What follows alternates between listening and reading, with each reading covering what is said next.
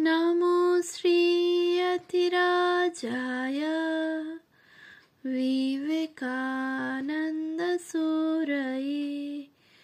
सच्चित्सुखस्वरूपाय स्वामिने तापहारिणे। পূজনীয় স্বামী অবজজানন্দজির লেখা স্বামীজির পদপ্রান্তে গ্রন্থ থেকে পাঠ, পৃষ্ঠা সংখ্যা 360। স্বামী নিশ্চয়ানন্দ। নিশ্চয়ানন্দ অনলস এই সেবা তপস্যার মধ্য দিয়া যেন স্বামীজিরই প্রত্যক্ষ সন্নিধি অনুভব করিতেন। জীব মাত্রকেই নারায়ণ বলিয়া বোধ না হইলে এমন আশ্চর্য নিষ্ঠা কিভাবে মানুষের হৃদয়ে স্থায়ী আসন লাভ করিতে পারে, ইহা তদানীন্তন সাধু সমাজে বেশ আলোড়ন সৃষ্টি করিয়াছিল। অতিশয় গোঁড়া 10 নামী সাধুর দল ঘৃণায় ও ঈর্ষায় তখনও মুখ ফিরাইয়াছিলেন। জীবের দুঃখ বেদনায় তাহারা বলিতেন, প্রারব্ধ ভোগ করতা হ্যায়।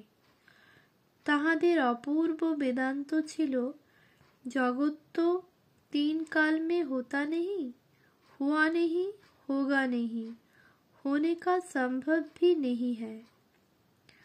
আবার সেই মুখেই গৃহস্থকে অভিশাপ বর্ষণ করিয়া বলিতেন, রুটি খিলাও তো খিলাও, नहीं तो শির তোড় দেঙ্গে। নিশ্চয়ানন্দ বা কল্যাণানন্দের জীবজ্ঞানী জীবসেবার ভাব তাহারা আদৌ বুঝিতে চেষ্টা করিতেন না।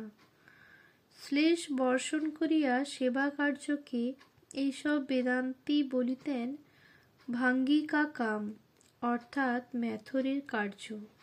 সর্বকর্ম ত্যাগী ইহারা আত্মতৃপ্ত ছিলেন এই ভাবিয়া, বিরজা হোম কর লিয়া তো সব করম খতম হো গয়া। সংস্কারাচ্ছন্ন প্রাচীনপন্থীরা যখন গোঁড়ামির বশে বেদান্তের এই সকল অপব্যাখ্যাতেই মশগুল ছিলেন, যাহাদের সন্ন্যাস আদর্শ ছিল দাল রুটি খাও और মौज में रहो, সেই কালে স্বামীজির 2 জন ত্যাগী শিষ্য আত্মান মোক্ষার্থং জগদ্ধিতায় চ মন্ত্রে উদ্বুদ্ধ হইয়া তাহাদেরই সম্মুখে জীব ব্রহ্মের সেবায় প্রণিপাত করিতেছেন, ইহা সত্যই তদানীন্তনের পরিপ্রেক্ষিতে বিস্ময়কর ইতিহাস। উত্তরাখণ্ডের কোনো কোনো বিদগ্ধ সন্ন্যাসী কিন্তু স্বামীজি প্রবর্তিত বেদান্তের এই কর্ম পরিণত আদর্শকে সূচনা হইতেই খুব সম্ভ্রমের চক্ষে দেখিতেছিলেন। বস্তুত তাহাদের সমাদরের ফলে পশ্চিমী 10 নামীরা স্বামীজির ভাবকে ধীরে ধীরে গ্রহণ করিতে শিখিয়াছিলেন। ঋষিকেশস্থ কৈলাস মঠের মণ্ডলীশ্বর শ্রীমৎ ধনরাজ গিরিজি মহারাজের নাম এই প্রসঙ্গে শ্রদ্ধার সঙ্গে স্মরণীয়।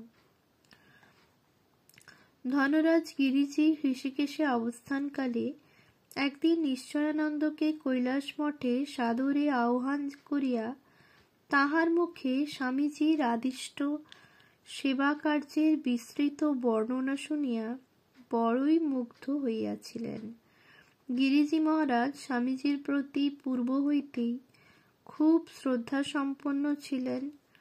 তাহারই অনুরোধে ও ব্যবস্থায় নিশ্চয়ানন্দ কৈলাস মঠেই নিত্য ভিক্ষা গ্রহণ করিতে আরম্ভ করেন। শোনা যায়, একবার ধনরাজ গিরিজি তাহার মণ্ডলী সহ কিছুদিনের জন্য যখন অন্যত্র গিয়াছিলেন, যাইবার সময়ে মঠের নূতন কোঠারিকে নির্দেশ দিয়া গিয়াছিলেন, কনখল হইতে যে মহাত্মা নিত্য সাধু সেবা করিতে ঋষিকেশে আসেন, তাহাকে যেন সমাদর করিয়া ভোজন করানো হয়। কৈলাস মঠে সাধারণত অজ্ঞাত পরিচয় বাহিরের কাহাকেও ভোজন করাইবার রীতি নাই।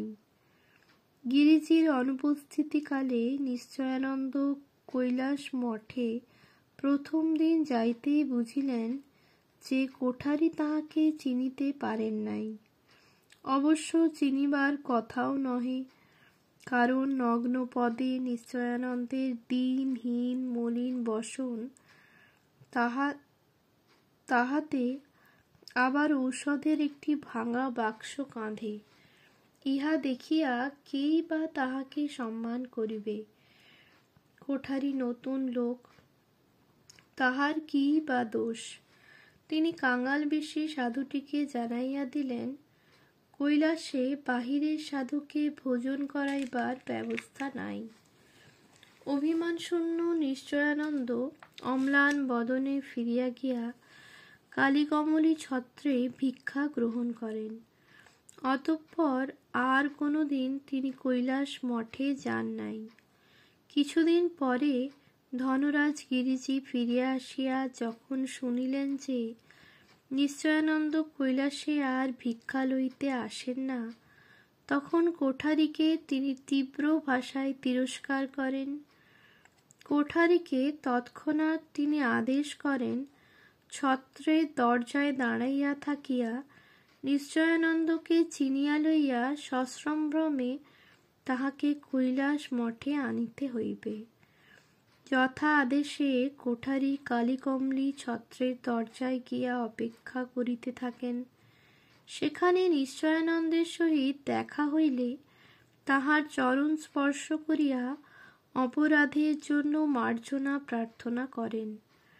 নিশ্চয়ানন্দ তখন মহা অপ্রস্তুত হইয়া কোঠারির অনুরোধে পুনরায় কৈলাস মঠে গেলেন এবং সেই দিন হইতে পূর্বপদ কৈলাসেই ভিক্ষা লইতে লাগিলেন।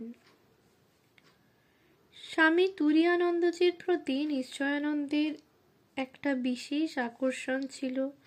ব্রহ্মনিষ্ঠ এই মহাপুরুষকে তিনি নিজের গুরুর প্রতিনিধি জ্ঞানেই ভক্তি করিতেন। তুরীয়ানন্দজি যখন উত্তর কাশীতে তপস্যারত ছিলেন, তখন তাহার দর্শন ও সঙ্গলাভের জন্য এবং তাহার সাহচর্যে থাকিয়া সাধন ভজনের উদ্দেশ্যে নিশ্চয়ানন্দ উত্তর কাশীতে গিয়াছিলেন। উহা 1906 খ্রিস্টাব্দের মাঝামাঝি কোনো সময় হইবে। তুরীয়ানন্দজি তখন উত্তর কাশীর উজলি অঞ্চলে মহাত্মা দেবী গিরিজির আশ্রমে একটি কুঠিয়াতে থাকিয়া তপস্যা করিতেছিলেন। নিশ্চয়ানন্দ কনখল হইতে পদব্রজে দেরাদুন হইয়া মুসৌরি পাহাড় অতিক্রম করিয়া বিপদসংকুল পার্বত্য পথে চড়াই উতরাই করিতে করিতে তুরীয়ানন্দজির সান্নিধ্যে গিয়া পৌঁছিয়াছিলেন। উত্তর কাশীতে গুরুকল্প এই বরিষ্ঠ আচার্যের প্রত্যক্ষ সংস্পর্শে বৈরাগ্যবান নিশ্চয়ানন্দের তপস্যার জীবন বেশ আনন্দেই কাটিয়াছিল। উত্তর কাশীতে একটি ঘটনা তুরীয়ানন্দজির সহিত নিশ্চয়ানন্দের সম্পর্ক তথা তাহার নিজের গুরুর প্রতি প্রবল বিশ্বাস ভক্তির কথাই স্মরণ করিয়া দেয়। তুরীয়ানন্দজি মাত্র একখানি পাতলা চাদর ও কৌপিন মাত্র তখন ব্যবহার করিতেন। অতিরিক্ত কোনো কাপড়, জামা বা চাদর তিনি সঙ্গে রাখিতেন না। একদিন গঙ্গায় স্নানান্তে একটি শিলাখণ্ডের উপর বসিয়া তুরীয়ানন্দজি ওই চাদরখানি ধুইতেছিলেন। অদূরে নিশ্চয়ানন্দও স্নান করিতেছিলেন। হঠাৎ তুরীয়ানন্দজির হাত হইতে চাদরখানি জলে পড়িয়া গিয়া প্রচণ্ড স্রোতে ভাসিয়া চলিয়া যায়। আরে নিশ্চয়, চাদরটা গেল গেল। তুরীয়ানন্দজি এইরূপ বলিবামাত্রই নিশ্চয়ানন্দ বরফ গলা ওই শীতল স্রোতের মধ্যে লাফাইয়া পড়িলেন। ভীষণ স্রোতা গঙ্গার পার্বত্য রূপ যাহাদের দেখা আছে, তাহারা সহজেই অনুমান করিতে পারবেন যে নিশ্চয়ানন্দের অবস্থা কি হইয়াছিল তখন। মুহূর্তের মধ্যে জলের টানে কোথায় তাহাকে অদৃশ্য করিয়া দিল। চাদরের তো কথাই নাই। খণ্ডিত পর্বত ও শিলায় শিলায় আঘাত খাইয়া নিশ্চয়ানন্দের সর্বাঙ্গ ক্ষতবিক্ষত হইয়া রক্ত ঝরিতে থাকিল, কিন্তু চাদর তিনি তুলিয়াই আনিলেন। তুরীয়ানন্দজি তটে দাঁড়াইয়া বড়ই অপ্রস্তুত হইয়া পড়িয়াছিলেন। যাহা হোক, চাদর সহ নিশ্চয়ানন্দকে পাইয়া স্বস্তির শ্বাস ফেলিলেন। দুঃসাহসের জন্য একটু তিরস্কারও করিলেন তিনি। সামান্য জিনিসের জন্য প্রাণ দিতে গিয়েছিলে তুমি? আহত নিশ্চয়ানন্দ নির্ভীক চিত্তে উত্তর দিলেন, আপনি বললেন নিশ্চয়ই, ওই গেল। আমি তাতে স্থির থাকতে পারলাম না। আমি কাছে থাকতে আপনার চাদর চলে যাবে, তা কিছুতেই হয় না।